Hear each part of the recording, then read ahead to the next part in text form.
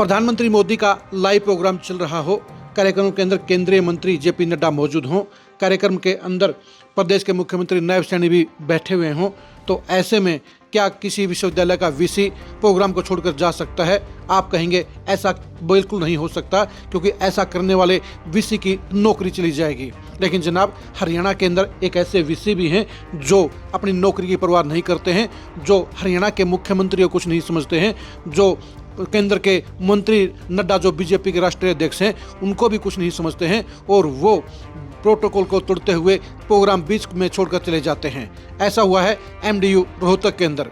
नमस्कार, मैं हूं कुलदीप सुरन। आज हम खरी खरी न्यूज में आपको बताएंगे कि रोहतक के एमडीयू के वीसी राजवीर सिंह किस तरह से तानाशाही से चल रहे हैं, किस तरह से वो बेखौफ होकर अपना काम कर रहे हैं, और किस तरह से वो मुख्यमंत्री और केंद्रीय मंत्री को भी ठेंगा दिखाने का काम कर गए हैं।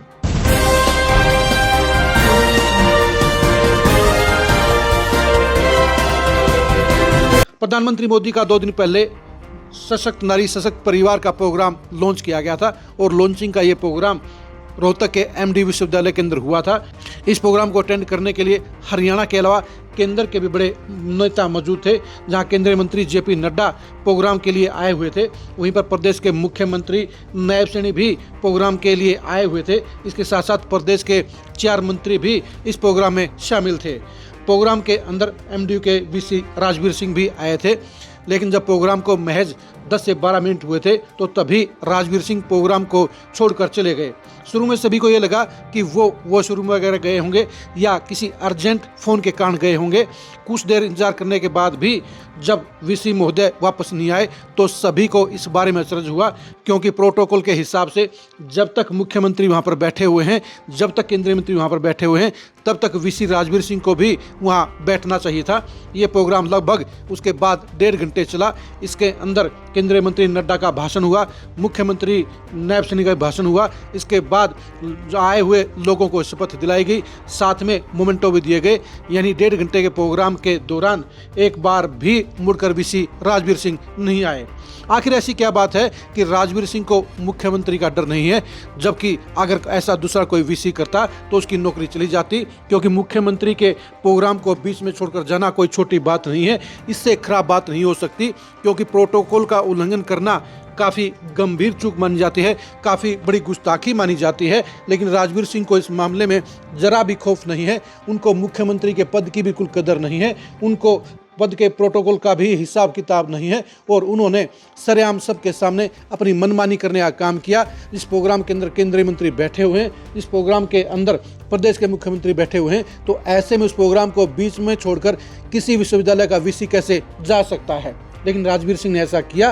वो ऐसा कर सकते हैं क्योंकि राजवीर सिंह अपने आप को तमाम प्रबंधों से, तमाम सीमाओं से ऊपर मानते हैं। वो किसी की नहीं सुनते हैं, और पिछले 3 साल से एमडी रोहतक के अंदर तानाशाही का शासन उन्होंने चला रखा है।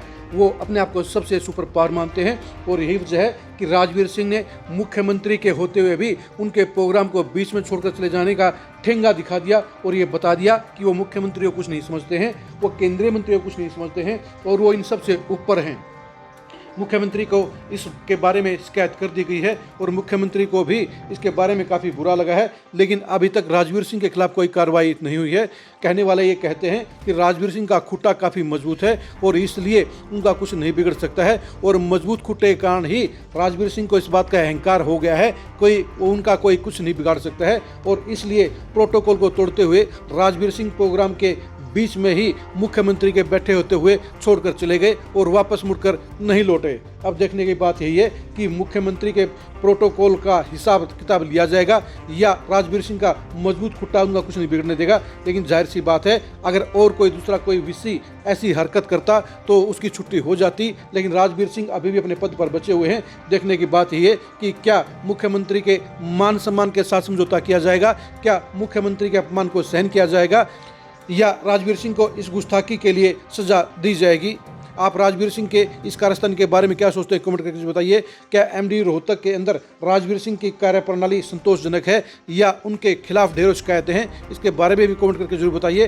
राजवीर सिंह की वर्किंग के बारे में आप ज़रूर बताइए, क्या राजवीर सिंह की अगुवाई में एमडी रोहतक का शिक्षा का स्टैंडर्ड गिरा है या शिक्षा का स्टैंडर्ड ऊपर हुआ है? इसके बारे में भी कमेंट करके जरूर बताइए। हम अपने दर्शकों को ये बता दें कि राजवीर सिंह को लेकर कल ही एक दूसरा खुलासा भी हुआ था, जिसमें ये पता चला था कि राजवीर सिंह के एमडीयू के आवास के अंदर गमलों की फैक्ट्री चल रही है और वहाँ से गमले बाहर भेजे जाते हैं। राजवीर सिंह के एमडीयू के आवास के अंदर हजारों की संख्या में एक ही तरह के पौधे तैयार किए जाते हैं और उन्हें गुड़गांव और दूसरी जगह पर भेजा जाता है। वीसी राजवीर सिंह की इस गमला फैक्ट्री का पर्दाफाश करने वाले छात्र नेता और पत्रकार के खिलाफ भी उन्होंने केस दर्ज करवा दिया है। यानी राजवीर सिंह अपनी मनमर्जी से सब कुछ कर रहे हैं, वो सब कुछ ठेंगे पर लेकर चल रहे हैं और वो आज की तारीख में किसी को कुछ नहीं समझते हैं। अब देखने की बात ये रहेगी कि राजवीर सिंह क्या इस मामले में बच पाएंगे या राजवीर सिंह इस मामले में भी नायब सैनी को छोटा करते हुए अपने आप को सुपर बॉस साबित करने में सफल हो जाएंगे। आप राजवीर सिंह और एमडी से जुड़ी खबरों को जानने के लिए लगातार खरी खरी न्यूज़ के साथ बने रहिए। आप हमारे फेसबुक पेज को फॉलो कीजिए, आप हमारे यूट्यूब चैनल को सब्सक्राइब कीजिए। नमस्कार।